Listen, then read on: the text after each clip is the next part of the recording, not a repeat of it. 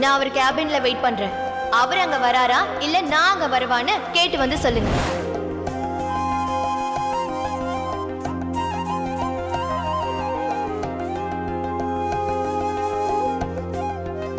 Sorry, ஒரு half an hour lunch break எடுத்துட்டு நம்ம அப்புறமா கண்டினியூ பண்ணுவோம். Okay sir. Okay sir. நீங்களும் போய் ஓகே சாப்பிடுங்க. சார்.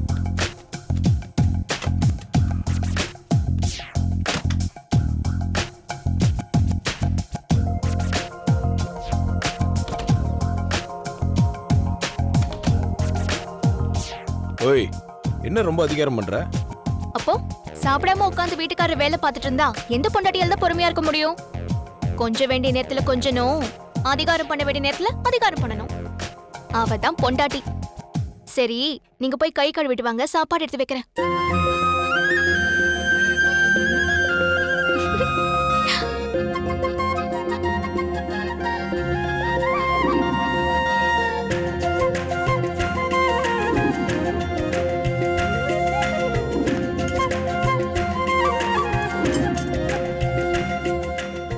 ம் 10 வருஷம் குடும்பம் நடத்தி 2 குழந்தைங்களுக்கு அம்மாவான மாதிரி பொறுப்பா பேசுற. பொண்ணுங்க எப்பவுமே பொறுப்பா தான் இருப்பாங்க. அதுவும் கழுத்துல தாலி ஏறிடுச்சுன்னா ரொம்ப பொறுப்பா தான் நடந்துப்பாங்க. சரி, எத்தனை பேர் சாப்பிடுறதுக்கு சாப்பாடு எடுத்துட்டு வந்த? நீங்க மீட்டிங்ல வேற இருந்தீங்க. சாப்பிடும்போது கூட யாரையாவது கூட்டிட்டு வந்துட்டீங்கன்னா ஒருத்தருக்கு தான் சாப்பாடு இருக்குன்னு சொல்ல முடியுமா? அதான் 2 பேர் சாப்பிடுற மாதிரி சாப்பாடு கொண்டு வந்திருக்கேன். யாராவது சாப்பிட வராங்களா மாமா? யாரும் வரல. சரி, நீ சாப்பிட்டியா? நீங்க முதல்ல சாப்பிடுங்க மாமா, நான் வீட்டுக்கு போய் சாப்பிட்டுக்கிறேன். என்ன மட்டும் கரெக்ட் டைம்க்கு சாப்பிட சொல்லி அதிகாரம் பண்றல, நீ மட்டும் சாப்பிடாம இருக்கலாமா? உனக்கு ஒரு நியாயம், எனக்கு ஒரு நியாயம். வா, 2 பேர் சேர்ந்து சாப்பிடலாம். நானும் உங்க கூட சாப்பிட உட்காந்துட்டா யார் மாமா உங்களுக்கு பரிமாறுவாங்க? நீங்க முதல்ல சாப்பிடுங்க, நான் அப்புறமா சாப்பிட்டுக்கிறேன். இப்பவே லேட் ஆயிடுச்சு. இதுக்கப்புறம் நீ எப்போ சாப்பிடுவ? வா, சேர்ந்து சாப்பிடலாம். முதல்ல நான் உங்களுக்கு பரிமாறுறேன், அப்புறமா நான் சாப்பிடுறேன்.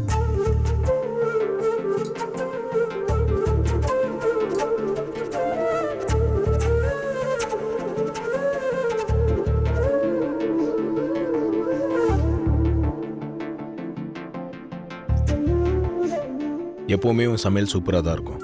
இன்னைக்கு ரொம்ப சூப்பராக இருக்கு. என்ன சொல்லி பாராட்டுறதுன்னே தெரியல. உனக்கு எதனா ஒன்று கொடுக்கணுமே. பரிசெல்லாம் எனக்கு ஒன்றும் வேண்டாம். நான் பரிசு கொடுக்கறத பற்றி பேசல. அதுக்கும் மேலே உன்னை கௌரவப்படுத்தணும். அதுக்கு எதனா ஒன்று பண்ணணும். ம்?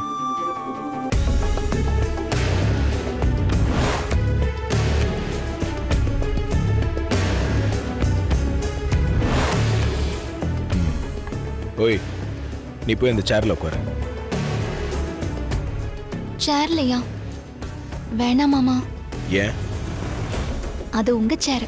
என் சேர்ல உட்கார்றதுக்கு உனக்கு உரிமை இல்லையா? உனக்கு தான் எல்லா உரிமையும் இருக்கு. போய் உட்காரு போ. வேண்டாம் மாமா, சொன்னா கேளுங்க. மித்ரா அந்த சேர்ல உட்காந்து அந்த சேரையை அசிங்கப்படுத்திட்டான். அதை சரி பண்ணணும்னா நீ தான் போய் அந்த சேர்ல உட்காரணும். போ.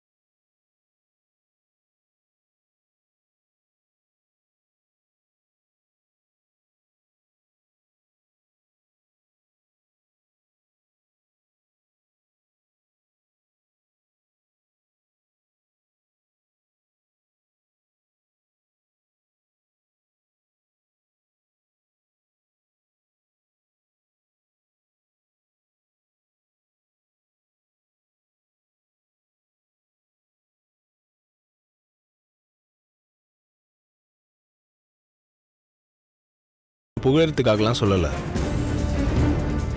ஆதிக்கடவுர் அகிலாண்டேஸ்வரியோட மூத்த மருமகனா இப்படிதான் இருக்கணும்.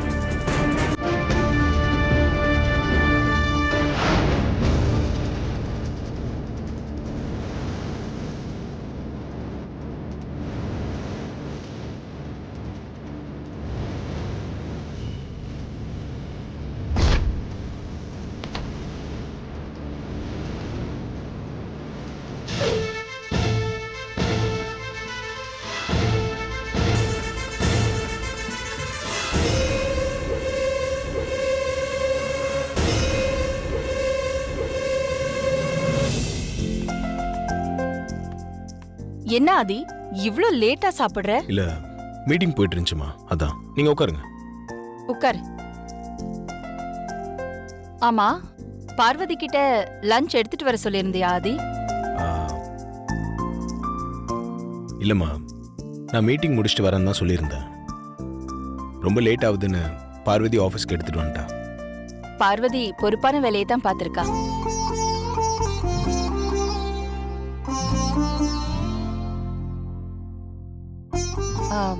ஆமா, மீட்டிங் முடிஞ்சிருச்சா ஆதி?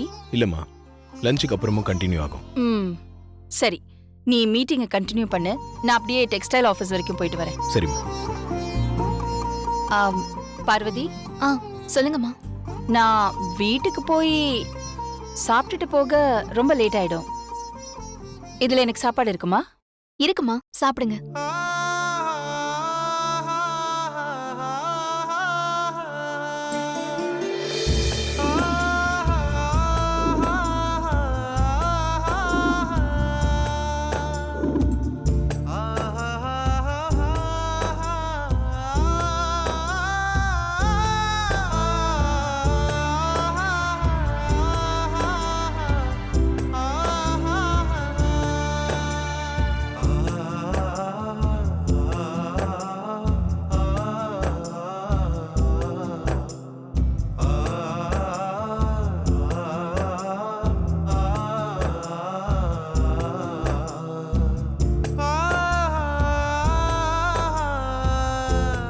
எப்பவுமே உன் சமையல் ரொம்ப நல்லா இருக்கும் பார்வதி.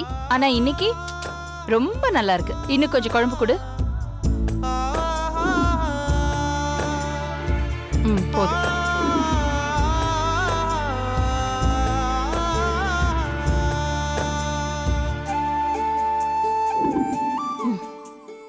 சரி ஆதி, நான் கிளம்புறேன். நீ மீட்டிங் முடிஞ்சதும் எனக்கு கால் பண்ணு. சரிம்மா. வரேன் பார்வதி.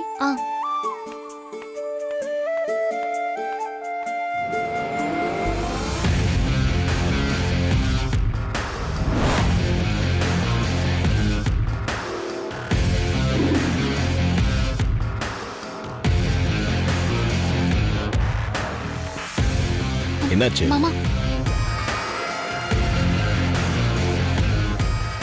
அம்மா வந்துட்டு இருக்காங்க. சரி, நீ இப்படி வா.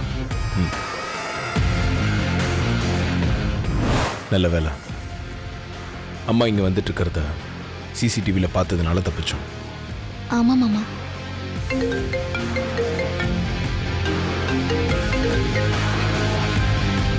ஹலோ.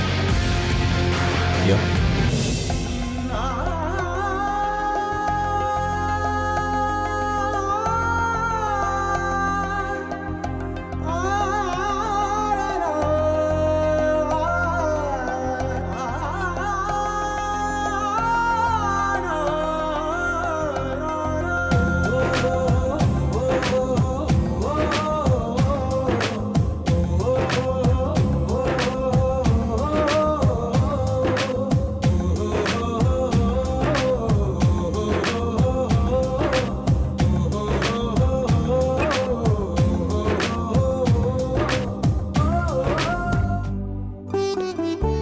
ஏய், எதுக்காக நான் சாப்பிட்ட தட்டில் சாப்பிட்டுட்டு இருக்க? இரு, நான் ஹோட்டலில் ஆர்டர் பண்றேன். அதெல்லாம் வேணாம் மாமா. புருஷன் சாப்பிட்டு மிச்சம் வச்சத பொண்டாட்டி சாப்பிடுறது ஒரு தனி சுகம்தான். இது நான் சாப்பிட்டு மிச்சம் வச்சது. நீங்க மிச்சம் வச்சது எனக்கு அமிர்தம் மாமா. நெஞ்சோடு கலந்தவளே, என் உயிரோடு உறைந்தவளே, எனக்காக பிறந்தவளே, என் அன்பே, உனக்காக நான் இருப்பேன், உன் நிழலாக நான் வசிப்பேன், எப்போதும் துணை இருப்பேன், என் உயிரே.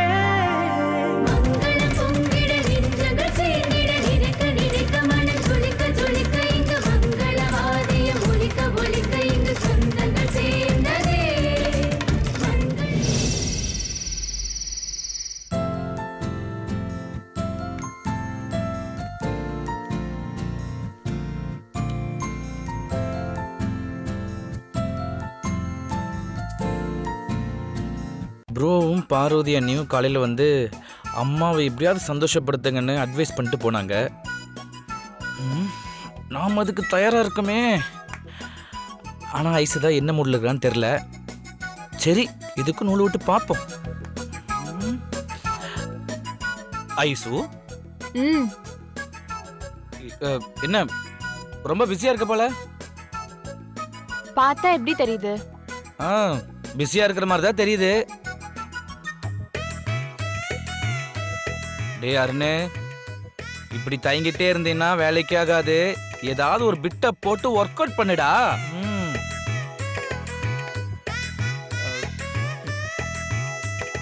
ஐஷு, காலையில உங்ககிட்ட சுந்தர்சி சாரும் குஷ்பு மேமா உங்களை லவ் பத்தி உங்ககிட்ட சொன்னனே, அதை பத்தி நீ என்ன நினைக்கிற?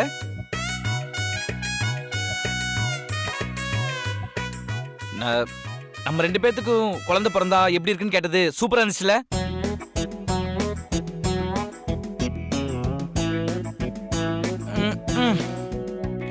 ஸோ என்னது, எந்த ரியாக்ஷனுமே காட்டாம மறுபடியும் மொபைலை பார்க்க ஆரம்பிச்சிட்டாலே.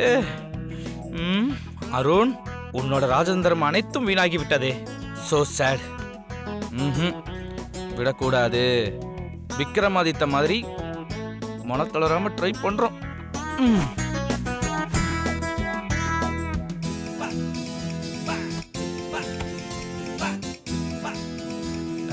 ஐசு, சொல்ல அருண். சந்தோஷத்திலேயே மிகப்பெரிய சந்தோஷம் எது தெரியுமா? மத்தவங்களை சந்தோஷப்படுத்தி பார்க்கறது தான். ஐசு, இது நான் சொல்ல அப்படின்னு பெரியவங்க சொல்லியிருக்காங்க. சரி, இப்ப எதுக்காக அதை என்கிட்ட சொல்ற? எல்லாம் ஒரு காரணமா தான் ஐசு. கைய பிடிக்காம காரணத்தை சொல்லு. அது வந்து ஐசு, காலையில ப்ரோவும் பார்வதி வந்து நம்ம கிட்ட அம்மாவை சந்தோஷப்படுத்துறத பத்தி பேசிட்டு போனாங்கல்ல, அது விஷயமா நான் ஒரு முடிவுக்கு வந்திருக்கேன். நான் இன்னும் ஒரு முடிவுக்கும் வரல.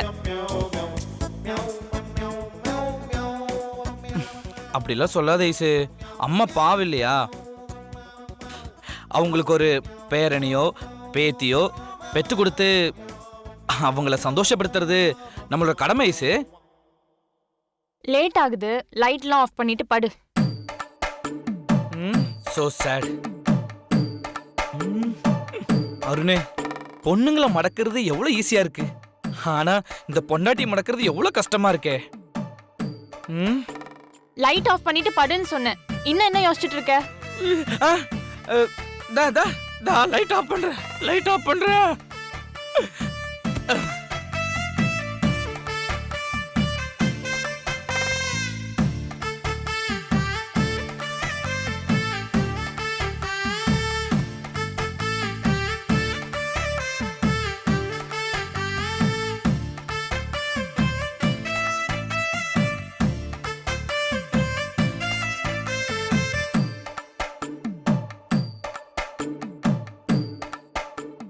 ஏன் அருண், உங்க அம்மாவுக்கு நம்ம பேரனை பெத்து கொடுக்க போறோமா இல்ல பேத்திய பெத்து கொடுக்க போறோமா?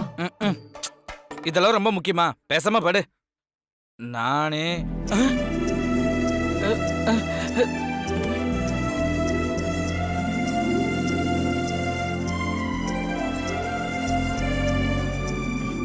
என்ன கேட்ட? ஆன்ட்டிக்கு பேரனை பெத்து கொடுக்க போறோமா இல்ல பேத்திய பெத்து கொடுக்க போறோமான்னு கேட்டேன்.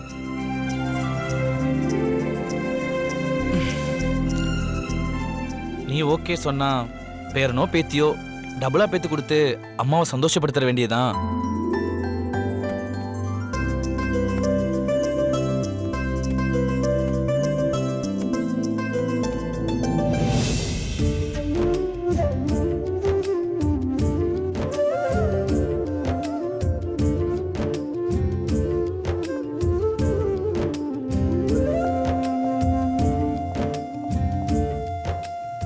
மாமா, பால். என்ன திடீர்னு பால் எடுத்துட்டு வந்திருக்க? இன்னைக்கு வெயில் ரொம்ப அதிகமா இருக்கு மாமா, அதான் பனங்கற்கண்டு பால் கொண்டு வந்திருக்கேன். வெயிலுக்கு நல்லது, குடிங்க. இந்தாங்க மாமா பால். அதெல்லாம் இருக்கட்டும், முதல்ல நான் கேட்குற கேள்விக்கு பதில் சொல்லு. என்ன கேள்வி மாமா? கேளுங்க, பதில் சொல்றேன். அது இந்த ஃபர்ஸ்ட் நைட் அன்னைக்கு பொண்ணுங்க கையில பால் கொடுத்து அனுப்புவாங்கல்ல, அது எதுக்குன்னு உனக்கு தெரியுமா? என்ன மாமா இப்படி கேக்குறீங்க? இது கூடவா தெரியாது? என் பாட்டி எனக்கு சொல்லி கொடுத்திருக்காங்க. இது எல்லாமே எனக்கு ரொம்ப நல்லாவே தெரியும். அப்படியா? சரி, எதுக்கு பொண்ணுங்க கையில பால் கொடுத்து அனுப்புறாங்கன்னு சொல்லி பார்ப்போம். நான் சொல்றேன் மாமா, நல்லா கேட்டுக்கோங்க.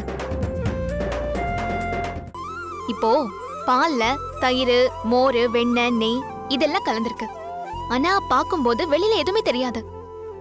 பொண்ணுங்களும் அதே மாதிரிதான். அவங்க கிட்ட குடும்பம் நடத்த தேவையான எல்லா நல்ல குணங்களும் நல்ல விஷயமும் இருக்கு. என்ன தேவையோ அத தேவைக்கு ஏத்த மாதிரி எடுத்துக்கணும். அது மட்டும் இல்ல, பால் மங்களகரமான ஒரு பொருள். ரொம்ப கவனமா, பத்திரமா, பாதுகாப்பா வச்சுக்கணும். அப்படி இல்ல, பால் திரிஞ்சு கெட்டு போய் யாருக்கும் பயன்படாம போயிடும். பொண்ணும் பாலும் ஒண்ணுதான். அத பத்திரமா பக்குவமா பாதுகாக்க வேண்டியது ஆம்பளைங்களோட பொறுப்புன்னு மாப்பிள்ளைக்கு உணர்த்ததான் பொண்ணு கையில பால் கொடுத்து மாப்பிள்ளை ரூமுக்கு அனுப்பி வைக்கிறாங்க. ஓ, இதுல இவ்வளவு விஷயம் இருக்கா? ஆமா மாமா. அது கூட ஆ. அருமையான விளக்கம். ஆ. சரி, உங்க பாட்டி வேற என்னெல்லாம் சொல்லி கொடுத்துருக்காங்க? எங்க பாட்டி இன்னும் எவ்வளவோ சொல்லி கொடுத்திருக்காங்க. அதையெல்லாம் இப்ப சொல்லிட்டு இருக்க முடியுமா? நான் பால் சொம்போடு உங்க ரூமுக்கு வருவேன்ல, அப்ப சொல்றேன். அதான் பால் கொண்டு வந்துட்டியே, இப்பவே சொல்லு.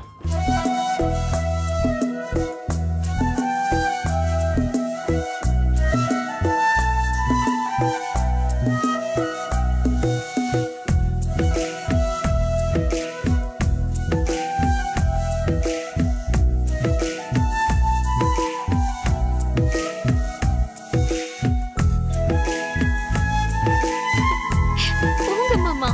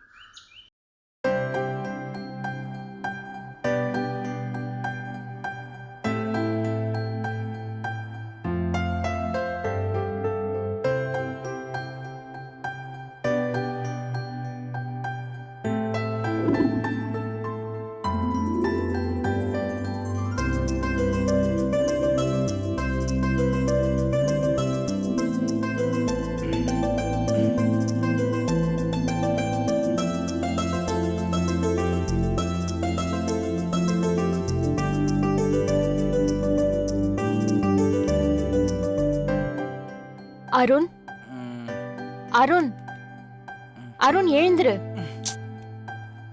ஒரு 10 நிமிஷம் ஐசு. இங்க பாரு, சீக்கிரம் எழுந்து ரெடி ஆகு. கோவிலுக்கு போகணும், டைம் ஆச்சு. எழுந்துரு அருண்.